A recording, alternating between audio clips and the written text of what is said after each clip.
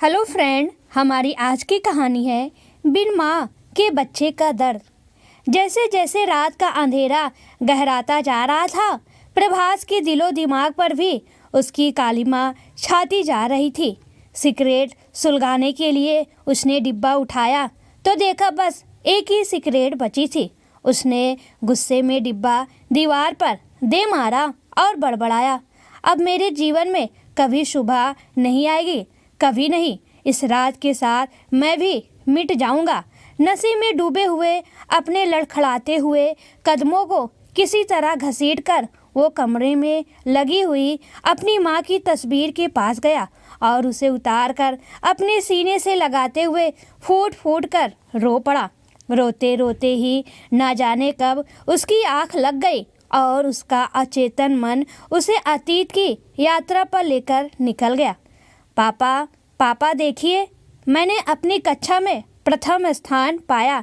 नन्हा प्रभास अपने हाथ में चमचमाती हुई ट्रॉफी लेकर अपने पापा, जिन्हें सब जमींदार बाबू कहा करते थे, उनके सामने खड़ा था।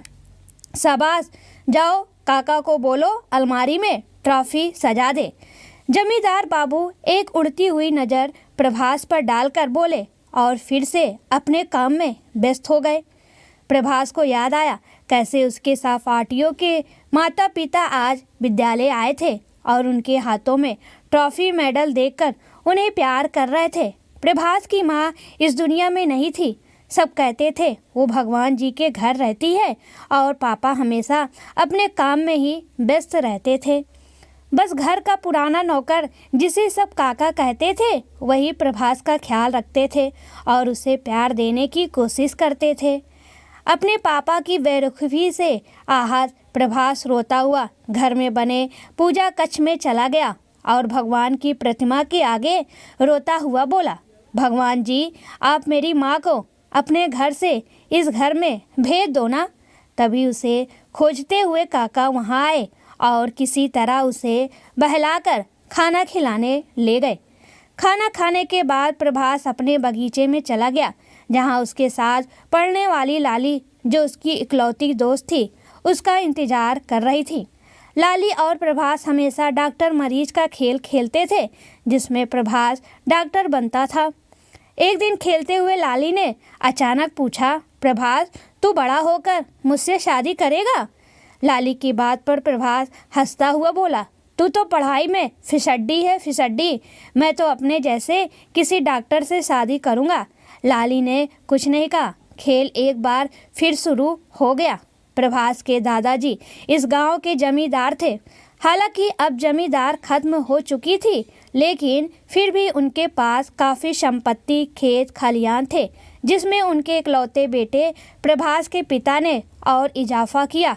लेकिन जब से प्रभास की माँ की मृत्यु हुई थी, उनका मन धीरे धीरे गांव से उछटने लगा था।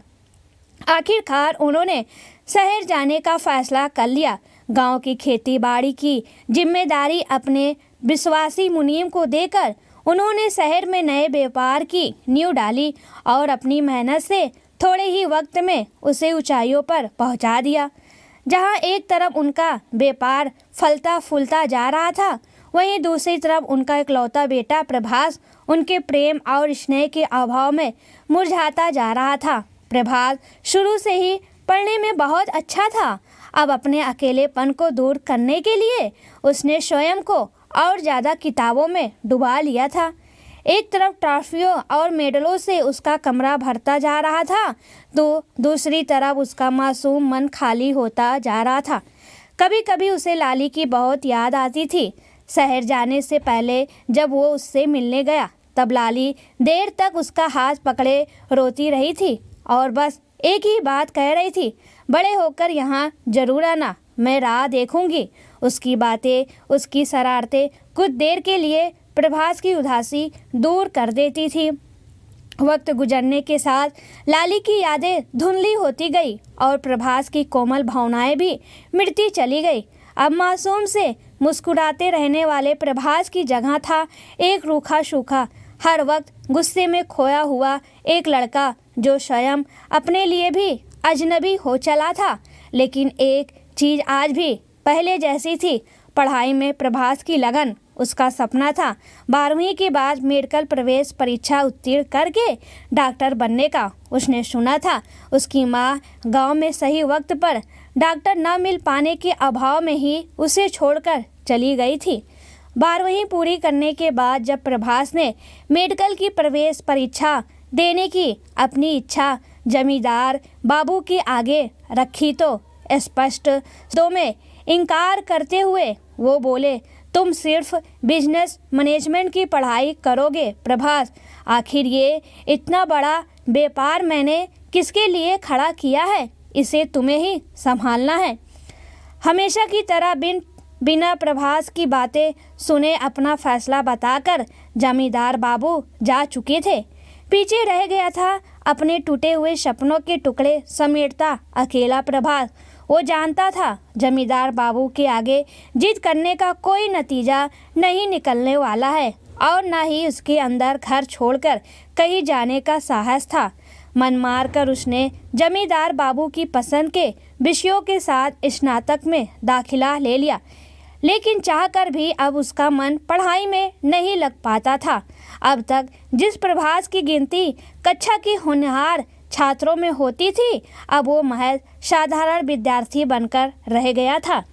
प्रथम सेमेस्टर का परिणाम आने पर जमींदार बाबू ने गुस्से में कहा, मैं जानता हूँ प्रभास, तुम जानबूझकर पढ़ाई से जी चुरा रहे हो ताकि मैं अपना फैसला बदल लूँ, लेकिन ऐसा नहीं होगा। इसलिए बेहतर होगा तुम पहले की तरह पढ़ाई में मन लगाओ। प्रभास ने पहली बार हिम्मत करके कहा, मुझे ये विषय समझ नहीं आते, जितना हो सकेगा उतना ही कर पाऊंगा।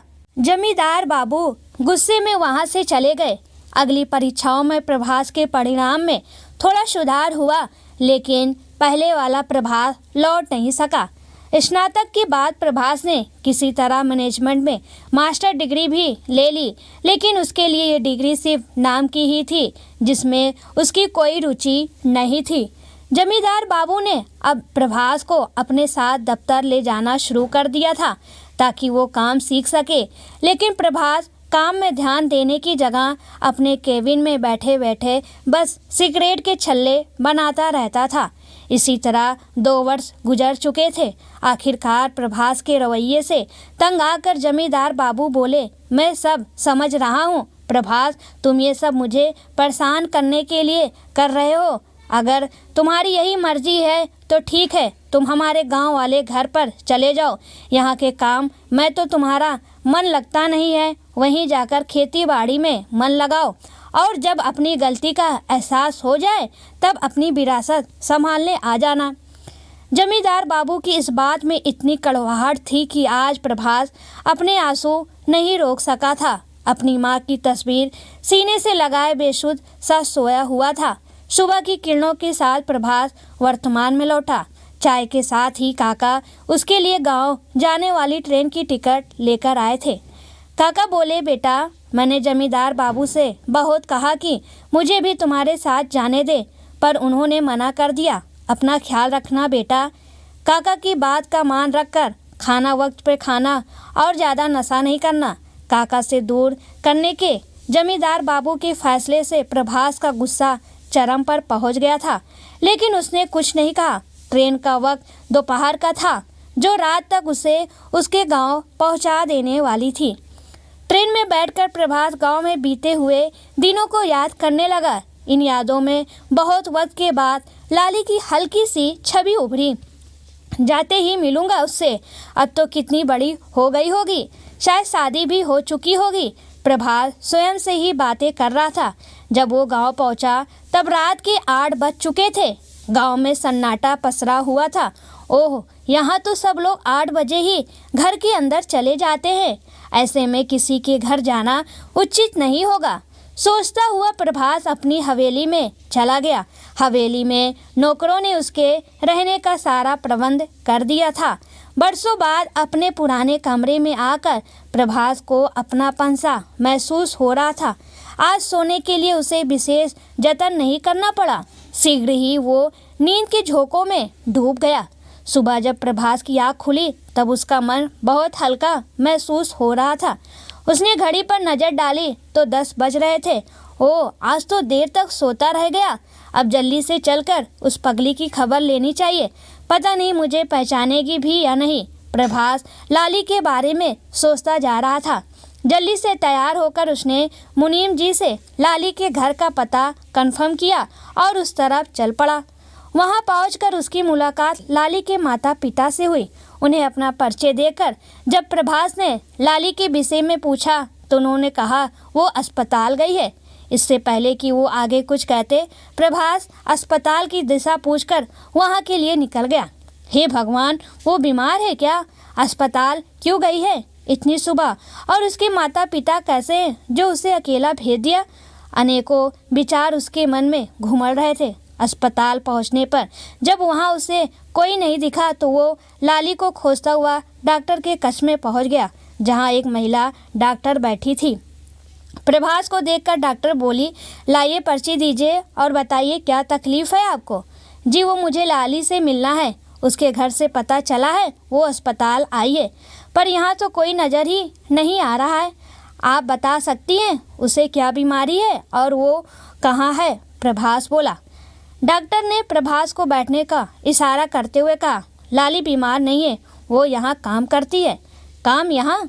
लगता है साफ सफाई करती होगी, इससे ज़्यादा वो अस्पताल में क्या करेगी? प्रभास सोचता हुआ स्वयं से बोला। हालांकि प्रभास की आवाज़ धीमी थी, फिर भी डॉक्टर के कानों तक पहुंच गई। उसने पूछा, आपने अपना परिचय नहीं दिया, आप कौन हैं और लाली को कैसे जानते हैं? ये तो मैं उसे ही बताऊंगा, आप उसे बुला दीजिए, प्रभास ने जवाब देते हुए कहा। डॉक्टर ध्यान से प्रभास को देखते हुए बोली, वो इस वक्त आपसे नहीं मिल पाएगी। ठीक है, उससे कहिएगा उसने सालों पहले जिसका इंतजार करने की बात कही थी वो आया था, प्रभास ने उठते हुए कहा। डॉक्टर को सहसा कुछ याद आया। वो कुछ कहने ही वाली थी कि तभी एक नर्स वहां पहुंची और डॉक्टर को संबोधित करते हुए बोली, डॉक्टर अलका, आज ज़्यादा मरीज नहीं थे जो आए, उन्हें डॉक्टर नवीन और डॉक्टर प्रीति ने देख लिया है, इसलिए सब सोच रहे थे शहर जाकर अस्पताल की ज़रूरी चीज़ों की खरीदारी कर ली जाए। आपकी क्या? नहीं, मुझे कुछ ज़रूरी काम है, आप लोग जाकर आ जाइए, डॉक्टर ने जवाब दिया।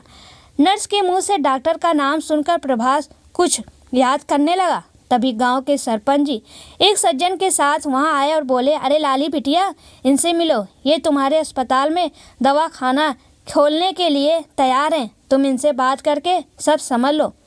सरपंच जी के मुंह से डॉक्टर अलका के लिए लाली का संबोधन सुनकर प्रभास हैरान रह गया। उसे याद आया कि अंदर आते हुए उसने कमरे के बाहर डॉक्टर अलका का नाम पढ़ा था, लेकिन चूंकि वो कभी लाली को इस नाम से नहीं बुलाता था, इसलिए अब तक इस पर उसका ध्यान ही नहीं गया। डॉक्टर अलका ने भी प्रभास को पहचान लिया था, लेकिन कुछ कहने के पहले ही सरपंच जी आ गए और वो अपने काम में लग गई। लाली और सरपंच जी के साथ आए व्यक्ति की बातों को सुनकर प्रभास को पता चला कि लाली ने 1 महीने पहले ही ये अस्पताल शुरू किया था और अभी यहाँ बहुत काम बचा हुआ था, जिसमें एक महत्वपूर्ण काम दवाखाना खोलना भी था। प्रभास एक कोने में खड़ा चुपचाप उनकी बातें खत्म होने का इंतजार कर रहा था। जब वो सज्जन वहाँ से चले गए तब लाली को प्रभास का ध्यान आया। उसने उसे खड़ा देखा तो फिर से बैठने का इशारा किया और बोली, डॉक्टर प्रभास, सिर्फ लाली को ही नहीं, इस अस्पताल को भी तुम्हारा इंतजार था, ताकि तुम आकर इसे अर्थात अपने सपनों को संभाल लो। मुझसे अकेले सब कुछ नहीं होगा। लाली की बात सुनकर प्रभास के अंदर दबा हुआ गुस्सा फिर से बाहर आने के लिए बेचैन हो उठा, इसलिए वो बिना कुछ कहे वहाँ से चला गया। उसे जाता हुआ देखकर लाली भी उसके पीछे पीछे निकल गई और बड़ी मुश्किल से उसे आवाज़ देकर रोका। प्रभास का हृदय पकड़कर लगभग उससे खींचते हुए लाली बोली, आओ चलो मेरे साथ। प्रभास बिना कुछ कहे उसके साथ चल पड़ा।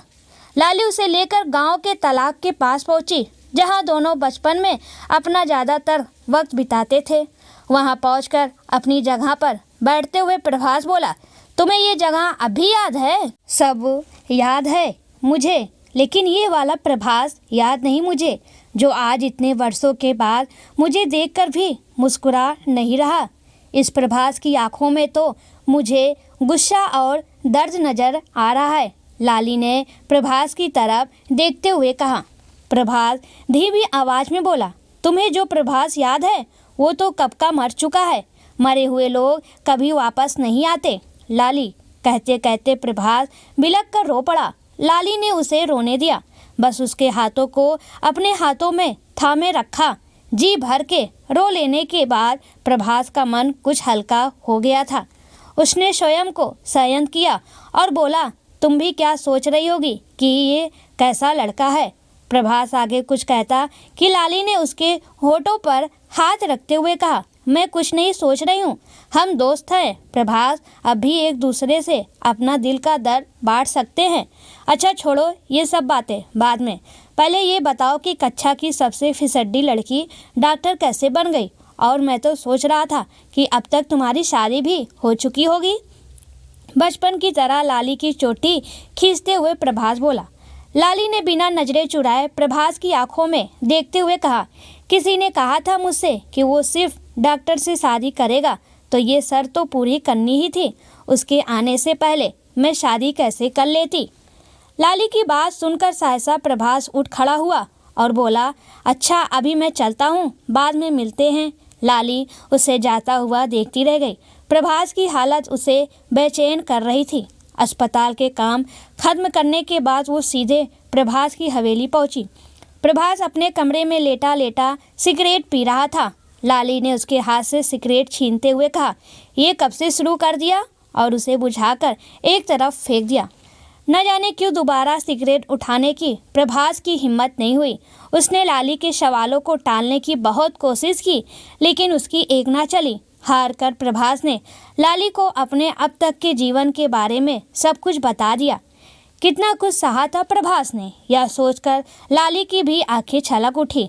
उसे समझ ही नहीं आ रहा कि वो क्या बोले, इसलिए प्रभास का ध्यान दूसरी तरफ करने के लिए उसने अपने बैग से कुछ निकाला और उसे देते हुए बोली, देखो मैं क्या लाई हूँ। अरे वाह, कच्चे आम। प्रभास का चेहरा बच्चे की तरह खिल उठा। इतनी देर में पहली बार लाली ने उसके चेहरे पर मुस्कुराहट देखी थी। वो कुछ और कहती कि उसे खोजती हुई अस्पताल की नर्स वहाँ पहुँच गई। कल मिलते हैं कहकर लाली चली गई। रात भर वो बस प्रभास के बारे में सोच रही थी। नहीं, मैं अपने दोस्त को ऐसे टूटने और मिटने नहीं दूंगी। मुझे कुछ करना ही होगा, क्योंकि वो स्वयं अपने लिए कुछ करने से रहा। स्वयं से बातें करते हुए लाली बोल रही थी। उसके स्वर में दृढ़ निश्चय था। अगली सुबह प्रभास की आंख लाली की आवाज़ से खुली, जो उसके कमरे के बाहर खड़ी थी। दरवाज़ा खोलते हुए प्रभास बोला, क्या हुआ, इतनी सुबह यहाँ कैसे? ओहो बाबा रे, कैसे गधे बेचकर सोते हो, आधे घंटे से आवाज़ दे रही हूँ तुम्हें। लाली अंदर आते हुए बोली। अदतन सिगरेट का डिब्बा उठाते हुए प्रभास ने कहा, मेरी नींद को नज़र मत लगा, यहाँ आने के बाद से ही तो थोड़ा सो पा रही हूँ। लाली ने एक बार फिर उसके हाथ से सिगरेट ले ली, साथ ही मेज पर रखा हुआ डिब्बा भी अपने बैग में डाल लिया। सिगरेट की तेज़ तलब होने के बावजूद आज भी प्रभास कुछ नहीं बोल पाया। सुनो, तुम जल्दी से फ्रेश होकर तैयार हो जाओ और नाश्ता कर लो, फिर हमें हमारे अस्पताल जाना है, बहुत काम पड़े हुए हैं करने के लिए। लाली ने नाश्ते का डिब्बा मेज पर रखते हुए कहा। उसकी बात सुनकर प्रभास बोला, हमारा अस्पताल, और भला मैं वहाँ जाकर क्या करूँगा? शायद तुम भूल रही हो, मैं तुम्हारी तरह डॉक्टर नहीं हूँ।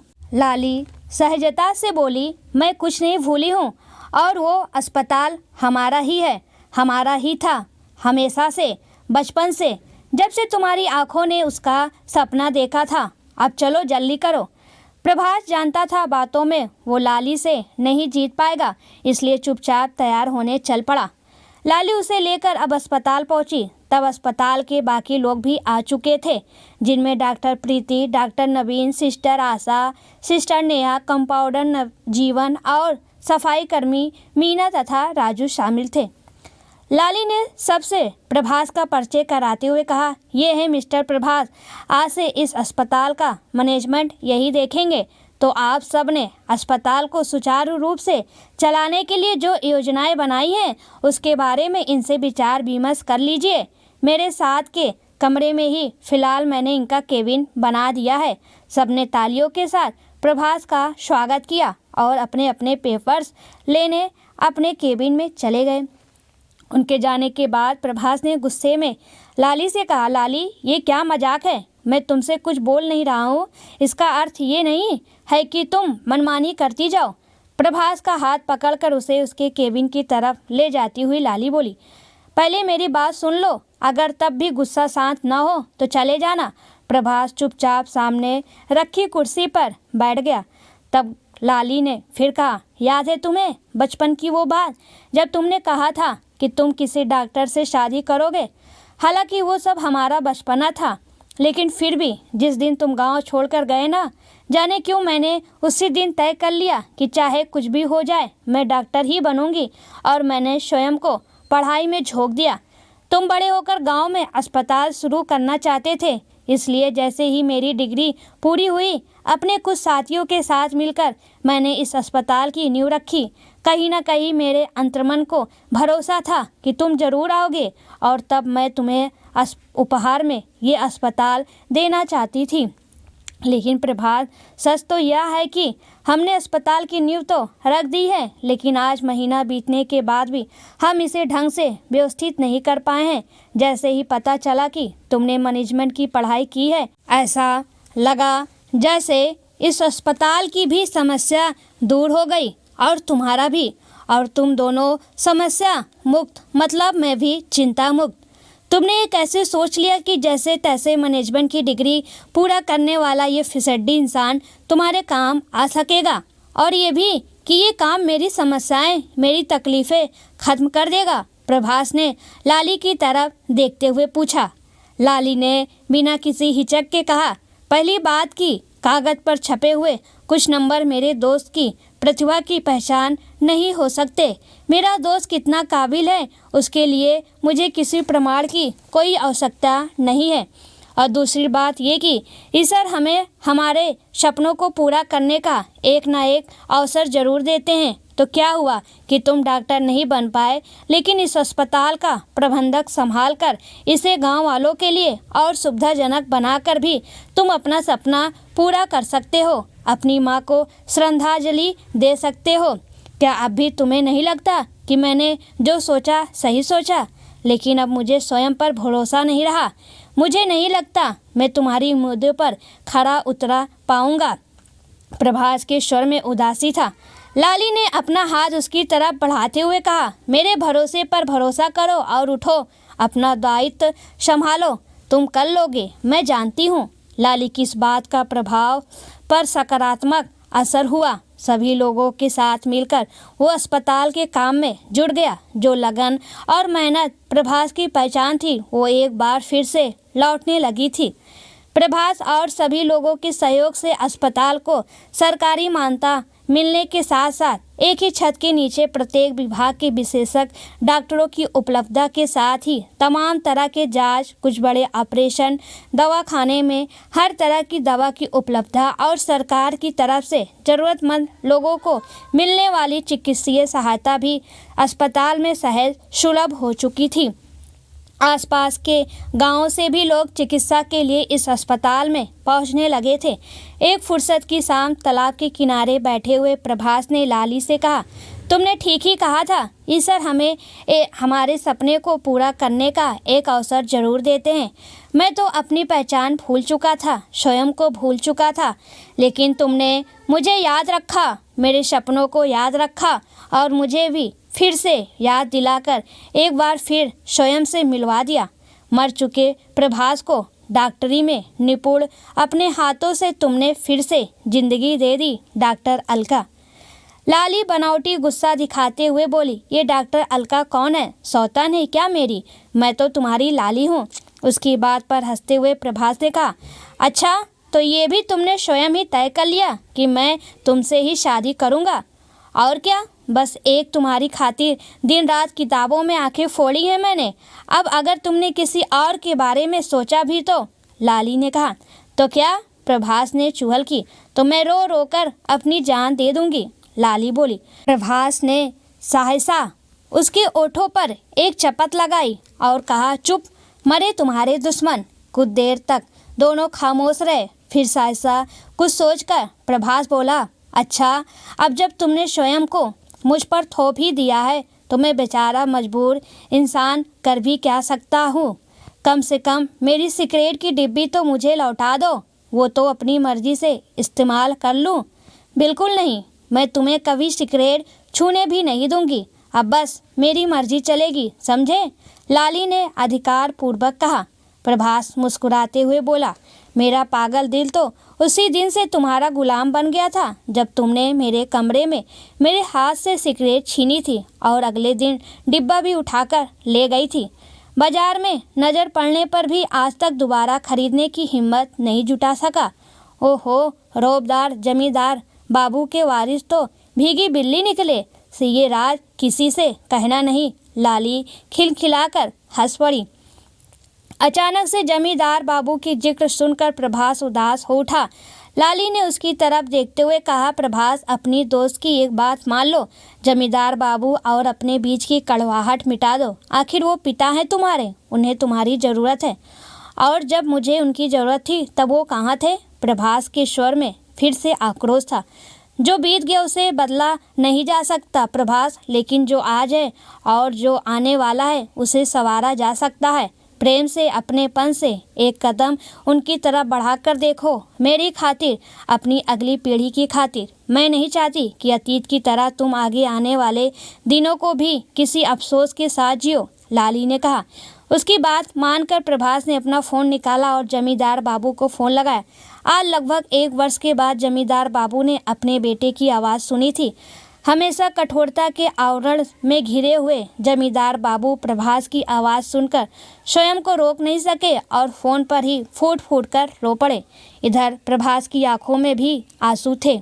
कुछ देर के बाद स्वयं को संयत करते हुए जमींदार बाबू बोले, बेटे, मुनीम जी से तुम्हारी तरक्की की सारी बातें पता चलती रहती है, तुम चिंता मत करो। अब मैं तुम पर अपने फैसले नहीं थोपूंगा और ना ही तुम्हें शहर आने के लिए कहूँगा, बल्कि मैं ही तुम्हारे पास आ रहा हूँ हमेशा हमेशा के लिए, और तुम्हारे काका को भी ला रहा हूँ। यहाँ का सारा व्यापार मैंने लगभग समेट लिया है, बस थोड़ा सा और काम बचा है, उसे ख़त्म करते ही मैं गाँव पहुँच जाऊँगा।